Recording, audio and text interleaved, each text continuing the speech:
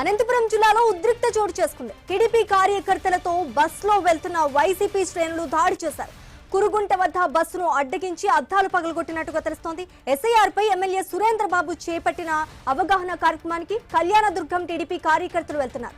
అదే సమయంలో వెన్నుపోటుకు 2 ఏళ్లు పేరుతో వైసీపీ శ్రేణులు నిరసన చేపట్టారు. టీడీపీ కార్యకర్తల బస్సుపై దాడితో కురుగుంట వద్ద హై టెన్షన్ నెలకొంది. ఇరు వర్గాల కార్యకర్తల మధ్య వాగ్వాదం జరిగినట్టుగా తెలుస్తోంది. రామాంజనేయులు, మీరు కంటిన్యూ చేయండి.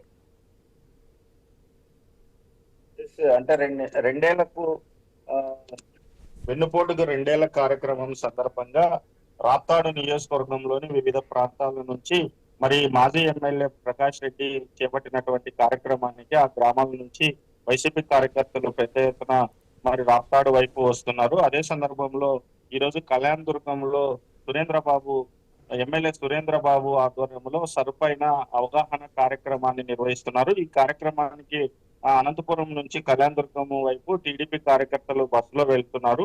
అయితే ఈ 2 పార్టీలకు సంబంధించినటువంటి కార్యకర్తలు నాయకులు మరి ఎదురుగా పడడంతో ఆ బస్సులో టీడీపీ కార్యకర్తల మీద వెళ్తున్నటువంటి బస్సు మీద వైసీపీ కార్యకర్తలు దాడి చేశారు. ఇరు వర్గాల మధ్య పెద్ద ఎత్తున మరి కాసేపు వాగ్వివాదం చోటు చేసుకుంది.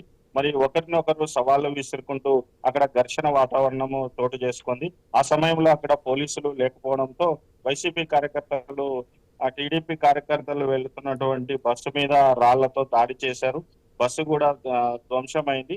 మరి ఇదే విషయానికి సంబంధించి కళ్యాణదుర్గం ఎమ్మెల్యే అలిమినేని సురేంద్రబాబు కూడా ఇవాళ ఎస్పీని కలిసి ఆయన ఫిర్యాదు చేశారు. తక్షణమే అంటే ఇది కేవలము ఈ మాజీ ఎమ్మెల్యే మాజీ ఎంపీ తోపుర్తి ప్రకాష్ రెడ్డి తలారి రంగయ్య ప్రోత్సాహంతోనే ఈ దాడి జరిగింది. తక్షణమే వీళ్ళని అరెస్ట్ చేయాలని చెప్పేసి ఆయన ఎస్పీకి ఫిర్యాదు చేయడం జరిగింది. Right, thank you Ramanjaneyulu.